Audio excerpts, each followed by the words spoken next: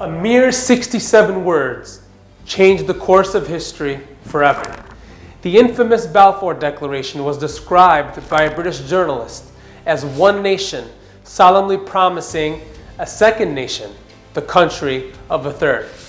British Foreign Minister Arthur James Balfour provided his imprimatur on this Zionist drafted document on November 2nd, 1917, the final draft of which read as follows, quote, "His Majesty's government view with favor the establishment in Palestine of a national home for the Jewish people, and will use their best endeavors to facilitate the achievement of this object, it being clearly understood that nothing shall be done which may prejudice the civil and religious rights of existing non-Jewish communities in Palestine, or the rights and political status enjoyed by Jews in any other country." End quote. Now, the Zionist movement needed a great power to aid them in achieving its settler colonial vision. The founder of political Zionism, Theodor Herzl, did not receive backing from the Ottoman Empire at the time. So the Zionist movement, spearheaded by Chaim Weizmann, elicited this promise from the British Empire. Now, aside from the dismissive, derisive, and illegal nature of this declaration, it also contradicted prior promises from the British Empire. For instance, the infamous Sykes-Picot Agreement in 1916, which carved up the Middle East between the French and the British into respective spheres of influence. Palestine was to remain an international zone. However, as the St. McMahon Correspondence came into play, the British promised the Sharif of Mecca Arab independence in the Levant, including Palestine.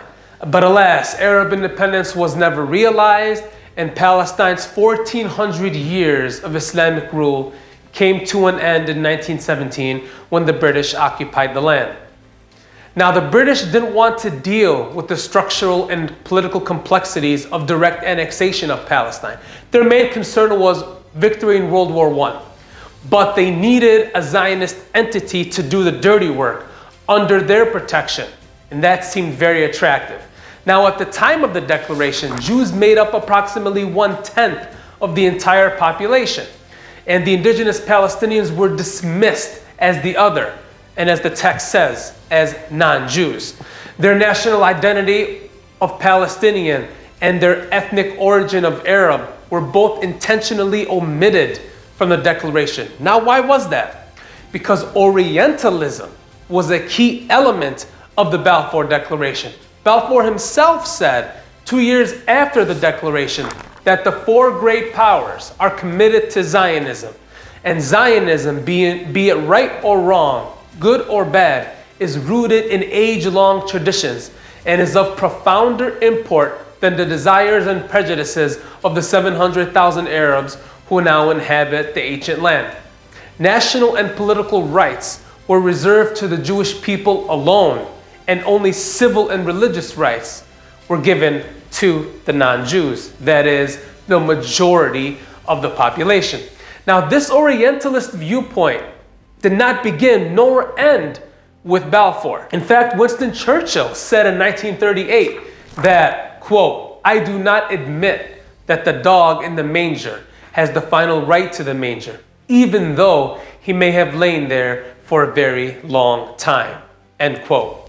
Not only was Orientalism a key element underlying the Balfour Declaration, but anti-Semitism as well. Yes, anti-Semitism was a core element of the Balfour Declaration. There was virulent anti-Semitism in Europe leading up to the Balfour Declaration. The British experienced a large influx of Eastern European Jewry fleeing persecution. Interestingly, Arthur James Balfour himself, as British Prime Minister in 1905, signed the Aliens Act, which was the 20th century version of the Trump Muslim ban, except this was a Jewish ban. The British government saw the incoming Jews as undesirables and pursued a policy to curb Jewish immigration. History shows that the gains of Zionism necessitated the existence of anti-Semitism. The Zionist movement used rather than combated anti-Semitism to their advantage. The Balfour Declaration was the seed that blossomed into the settler colonial state known as Israel. The sad truth is that in today's media, the oppressed, the dispossessed, and the occupied Palestinians are viewed as the oppressors, the dispossessors, and the occupiers.